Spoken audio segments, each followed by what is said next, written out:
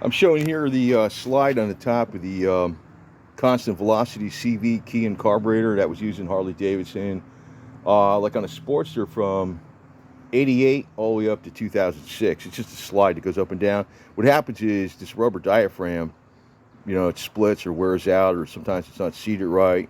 And if the slide doesn't go up and down, the needle doesn't actuate that's in here.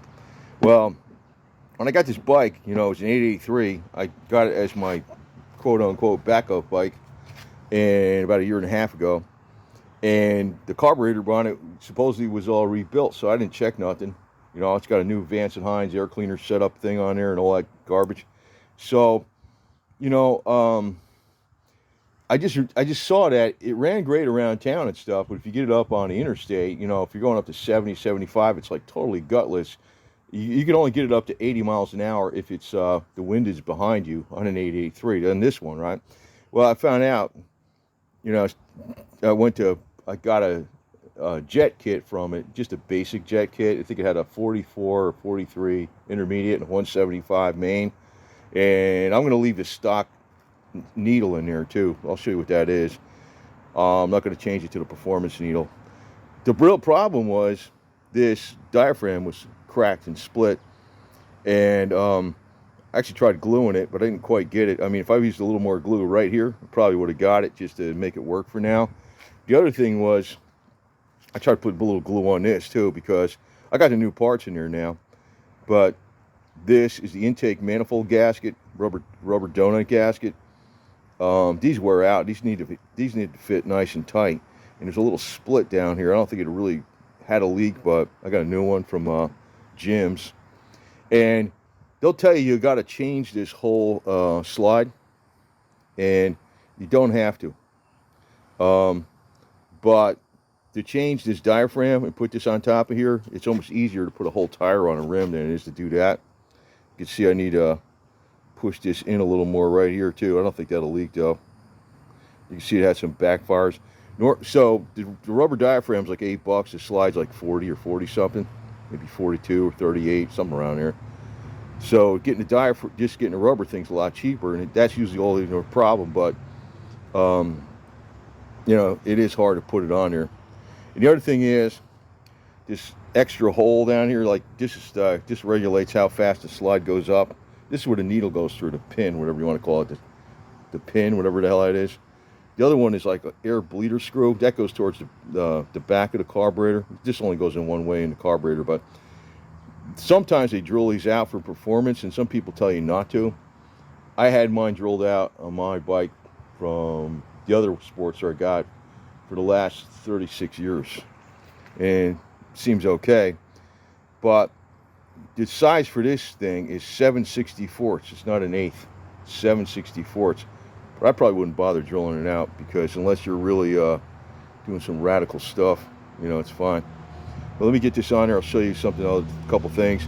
But this has everything in the world. Why this bike was so gutless, just even going over 60, 65.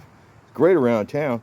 This thing is supposed to, with this thing even having a pinhole in it, this slide won't actuate and go up and work the needle that goes into the freaking main jet. And even with me doing this kind of repair, there was still a slight little pinhole there. That was enough not to make it work. Okay, so you can see, I installed the slide in here, and it's supposed to go up and down, right, like that. You could blow a little air right into this, this shape here. It's like this oblong shape.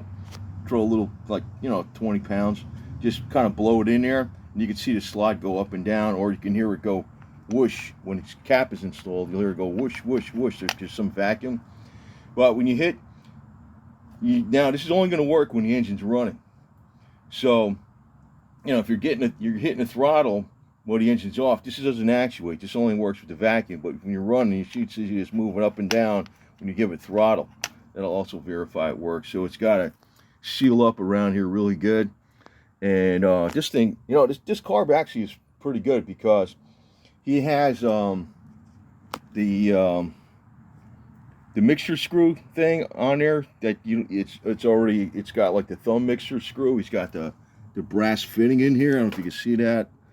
Well, it's in there. It's in there. It's a brass fitting.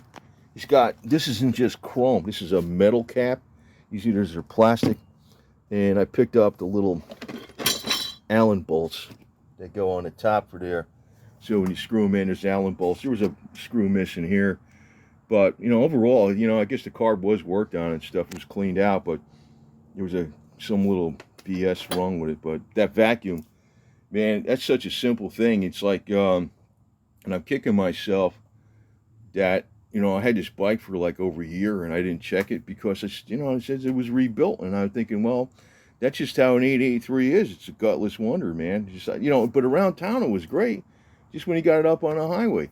So now with the jets and stuff like that, I'm not even, like I said, I'm not even going to put the performance needle in there. With the jets, it should, because it's going to be jetted a little more, you know, a little more fuel. It's got the Vance and Hines air cleaner sit up. It's got the Harley Davidson Screaming Eagle slip-on mufflers, which is, you know, not, should be like good slip-ons. It's probably going to give it maybe up to 10% more than the stock, which is, you know, like I'm older. I remember like the shovel heads and stuff like that. The Evos were like newfangled stuff when I was riding, you know. Pretty much everybody was on a shovel head back then. But this even an 883, like it weighs like no more than 500 pounds. So, you know, you had these other bikes, you know, like you know, the shovel heads and stuff, didn't put out that much more power than the 883. And on top of it, I mean, just a little bit. And on top of it, they were a lot heavier. So these things were like fast, just a stock Evo 883 with, you know, slip-ons, rejetting, and, you know, the air cleaner stuff. It's faster than like, you know, the big twin shovel of the day with, you know, even a Super Glide. So, I mean, it's not a slow-ass bike. I mean, that's another thing. Some people say that, but, you know, but this is my, and the other thing is, if I'm not gonna put that needle in there, but if I ever do the 1200, I'm not gonna do the 1200K because this gets great mileage. That's one of the reasons I'm not putting a needle in there.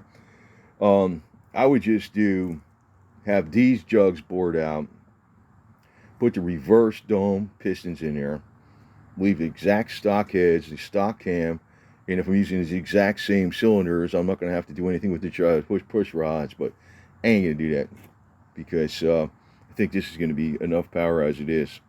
So just watch for that donut gasket, even the intake manifold gaskets, they go sometimes, but that donut gasket, this thing's supposed to fit on there real tight. And this thing, make sure you don't pinch nothing when you're putting that cap on there, you know, because if you kind of have this over like this a little bit, it ain't going to seal. Make sure it works. And I'm kind of kicking myself. I'm just, you know, I mean, guy looked like, well, he did know what he's doing. I mean, he put the brass fitting for the inlet, and he did the adjustment, the idle mixture screw. He could do it from the outside. He did that stuff. I mean, that's all cool. And he cleaned out the carb. The carb worked great except for this freaking diaphragm. But I saw a big old tear in it, and I was like, man, it looked like I don't know what he might have caught it on this or something. I don't know what he did, but he never, but this, normally, they don't, you could find this, but, you know, normally they'll try to sell you the whole diaphragm. So with the tax, it's almost $50. I could see why he didn't do that, you know, anyway. But, you know, that's something to check, man. Freaking riding this around for like a freaking year, and I'm like, you know, how come it's great up to about 55, 60. Get it on the highway. Well, this thing isn't working. This isn't, and that goes up. That needle in there, you can see down there, that needle opens up, it gets thinner, and opens up more fuel from the main jet. Definitely need that. Plus, lets more air in. So, I mean, it goes just quarter throttle, you know, you don't notice nothing. Once you go like a third or half, it still works, but it's just way underpowered. And I'm like, you know, the reason I'm making this video so kind of long like this, I know this stuff inside out. You know how many times I had to part a Keon carburetor messing around and detune because I was changing the cams or doing something else? A gazillion freaking times. And I know about this, and I never check it. I'm just kicking myself that I never check it. And I'm like, man, this little 883 is probably going to do pretty good.